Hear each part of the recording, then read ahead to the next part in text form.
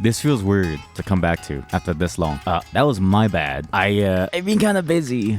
There was a lot of spending time with my wife, having to help family with like stuff. Now, we got a number of things to talk about. One, there's a bunch of new videos on the full playthrough channel of games that I didn't play live on stream. I just played a bunch of games like offline for the Steam Next Fest because I don't know why they do this. The Steam Next Fest will end and all the demos that were on there disappear. I'm like, why? Like, what's the point? It's such a tease, you know what I mean? It's effective though, because I've got a whole bunch of games that I want to buy the moment that they release. So I've got a bunch of games just waiting on to get really addicted to. Two, there's more channels on my third channel as well, the stream highlights one from Diablo 4, because there was a new patch that I was very disappointed in, so go check it out as well. New videos are actually still going to come soon for the main channel. There is something that I wanted to talk about, which I thought was an interesting topic for the pre-stream, just because like I might as well. It's been on my mind since last night. I was talking to my friend, and we were talking about something. It was a pretty deep topic, but eventually it landed on them not knowing whether something is right or wrong unless somebody else tells them. And I was like, what the hell do you mean? You don't know what's right or wrong unless somebody tells you. And that's weird to me. If you think about what it means to be right or wrong, those are very vague things, right? But the vagary isn't necessarily in what is right or wrong. I think the vagary is in how do you get to sort of recognizing what's right or wrong, right? I think what's right or wrong is much more clear than we think it is.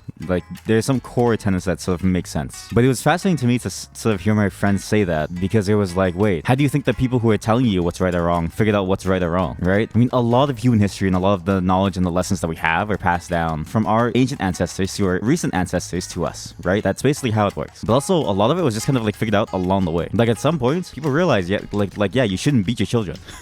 That's a pretty big one. Maybe don't beat your children. It doesn't actually do anything. There was also, things like, why shouldn't we kill someone? They're all talked about in different lights, whether it's justified or not, right? I mean, and so it's fascinating to me to sort of see people's need to have somebody else explain what's right or wrong and what you should do. And one statement from my friend sort of stood out to me. Someone won't know what's right or wrong unless someone tells them what's right or wrong, right? And I was like, no.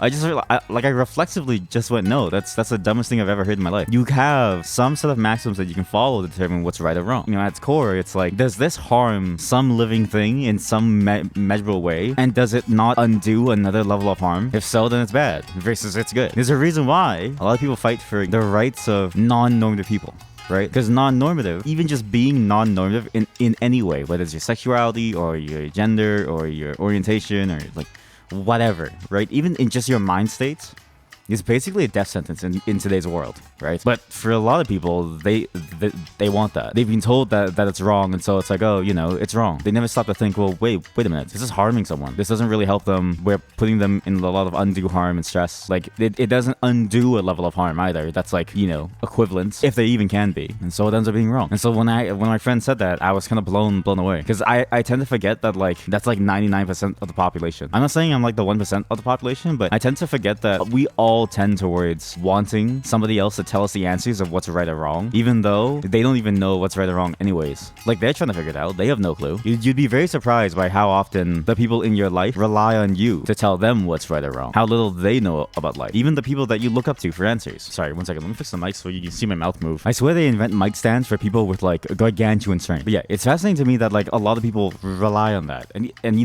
all of us do.